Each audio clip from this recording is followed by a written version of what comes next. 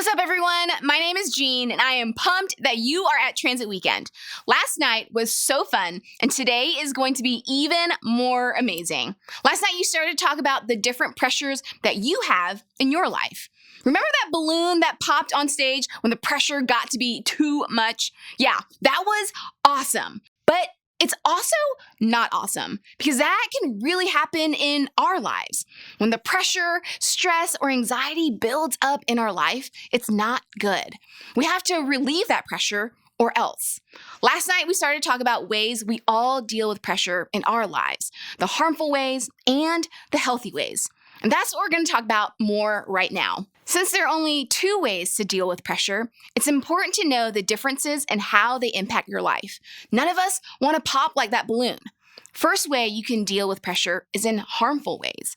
Dealing with pressure in harmful ways always makes life worse. Harmful ways of dealing with pressure don't actually help. Some examples of harmful ways to deal with pressure are gossiping, overeating, undereating, drinking, binge watching shows, or just playing a bunch of video games, vaping, self-harm, bullying, and so many other things. When you deal with the pressure of fitting in by gossiping and talking bad about other people behind their back, it might seem like you're releasing the pressure. You might feel like you fit in and you can relax for a moment. But the truth is, you're just moving the pressure to a different part of the balloon. When you feel the pressure to get good grades and decide to eat everything in the pantry in an effort to calm down, you've probably added pressure to your belly. But for real, when we use harmful ways to deal, the negative feelings don't go away.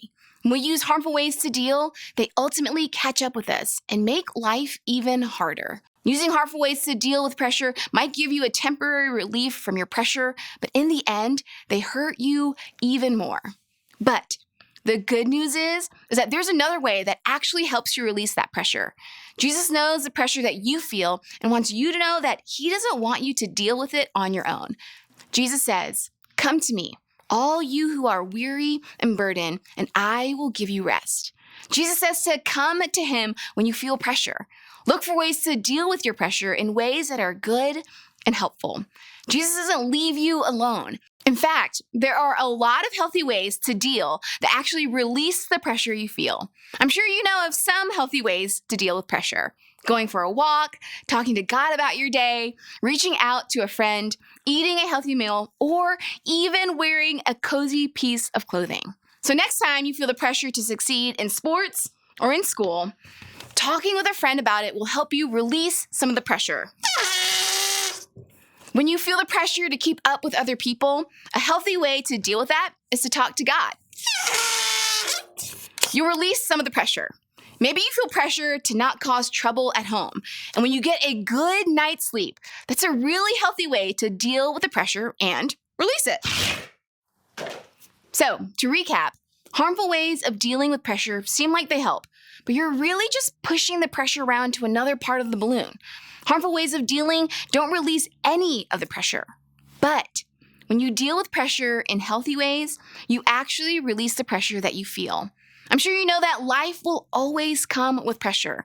But when you deal with it in healthy ways, you will find out you don't feel like you're going to burst. You'll feel supported, rested, and stronger. So let's talk more about how to let the air out of your balloon. It's time to circle up for small group and get the conversation going.